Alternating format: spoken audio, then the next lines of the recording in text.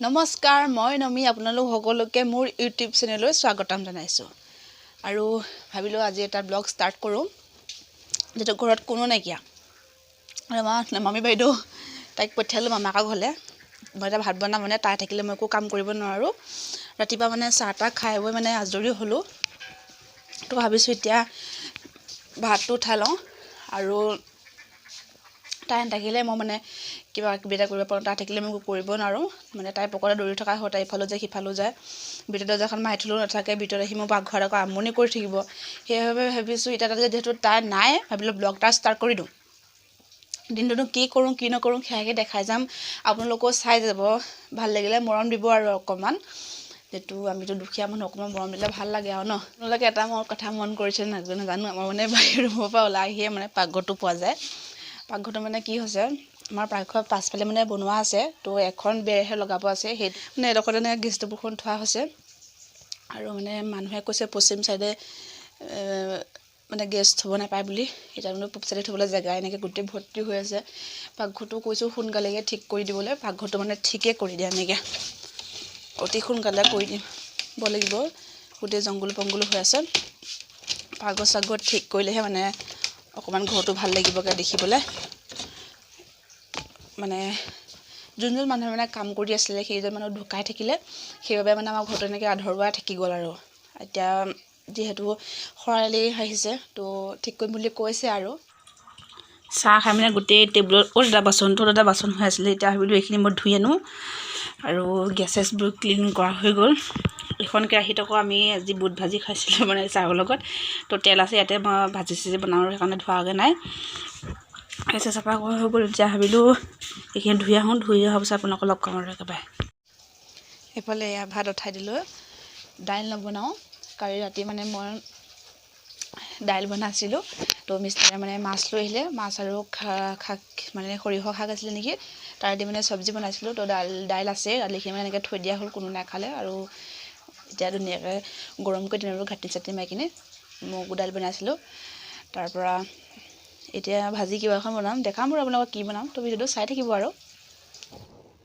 ইফালে বনালোঁ অসমীয়া আলু আৰু দাংবডি ধুনীয়া আৰু মই মানে অসমীয়া আলুটো খাই খুব ভাল পাওঁ মিষ্টাৰে আনিছিলে বাহু মাছ আৰু ইয়াত 3 পিচ আছে 3 পিচ হৈ যাব আৰু তাৰপৰা এতিয়া ভাবিছোঁ ৰঙালাওকে বনাওঁ নেকি তাৰ কাৰণে মই চয়াবিন এটা দিলোঁ তাৰপৰা অকণমান বুট দিম বুলি ভাবিছোঁ এই বুট ভাজিছিলোঁ যে তাৰে কেইটামান এনেকৈ থৈ দিলোঁ তো এতিয়া ৰঙালাওটো কাটি লওঁ ৰঙালাওটো মানে বহুত ডাঙৰ কাটিব পাৰিম নে নোৱাৰিম নাজানো তো কাটি লওঁ আৰু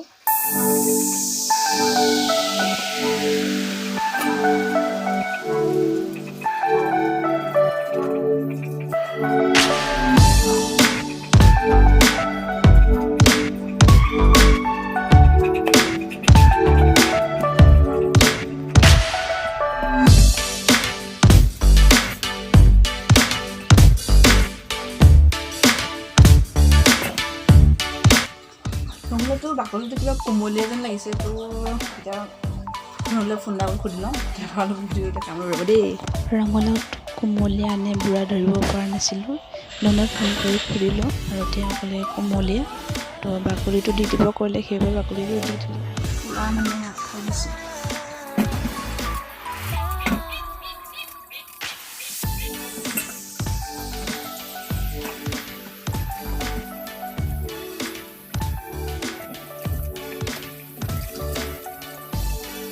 কাটি ল'লোঁ সৰু সৰুকৈ আৰু ইয়াৰ যিখিনি ৰঙালাও কাটি ল'লোঁ জলকীয়া দিছোঁ বেছিকৈ জলকীয়া দিয়া নাই যদি পাপাই খাব নোৱাৰে বেছি জ্বলা আৰু এইফালে চয়াবিন তিয়াই থৈছিলোঁ এইখিনি ধুনীয়াকৈ টুকি দি দিম আৰু মানে ভাবিছোঁ ৰেচিপি শ্বেয়াৰ নকৰোঁ বুলি কিয়নো ৰঙালাও ভাজিটো চবেই বনাব জানেই কিন্তু ৰঙালাও ভাজিখিনি হ'ল আৰু এইফালে এতিয়া দাইলখিনি অকণমান গৰম কৰি দিছোঁ এতিয়াতো ঠাণ্ডা বতৰতো কাপোৰবিলাক নুশুকাবও পাৰে সেইবাবে মই অকণমান তিয়াব বগৰাই দিছোঁ আৰু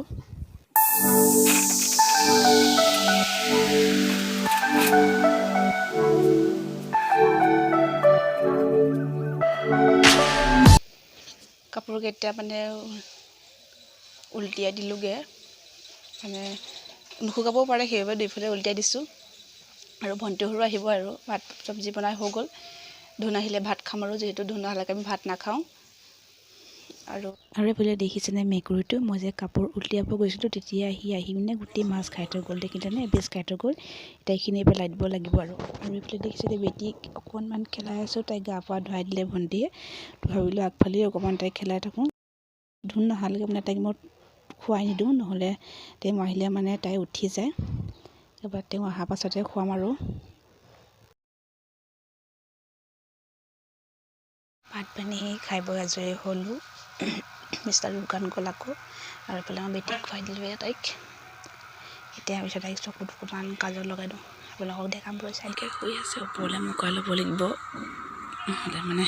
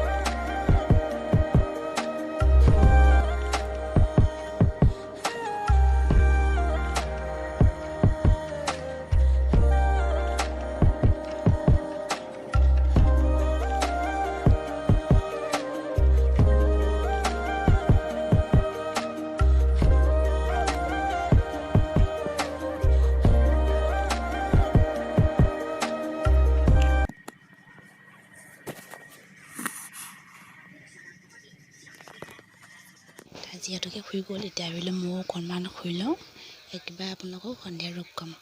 মানে কিহৰ দিনত যদি মই অকণমান শুই নলওঁ তেতিয়া মানে মূৰটো মানে ইমানেই বিষায়। হেল্ল' এভৰিৱান, আৰু এতিয়া একেবাৰে সন্ধিয়াৰে হ'ল, আন্ধাৰ হ'ল। আৰু আজিকালিতো ঠাণ্ডা দিন, মানে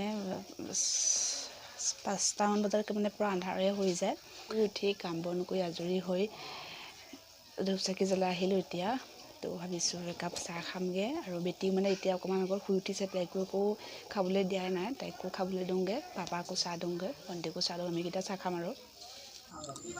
তো চাহ আদা খালোঁৱে। এইফালে গাখীৰ চাহ, আজিকালি মই গাখীৰ চাহ খাওঁ, মানে আগতে গাখীৰ চাহ নাখাওঁ। তো কেক খালোঁৱে, বিস্কুট ঠাণ্ডাত মানে মোজা পিন্ধিহে, তাই আকৌ খুলিছে। দিয়া এইটো ভৰি দিয়া। কাৰ বেটী? পাপা বেটী। মা বেটী নহয়, আমাৰ দেখাই মতো মাক পাপা বেটী। দুইটো কেলৈ পেলাই দিলা?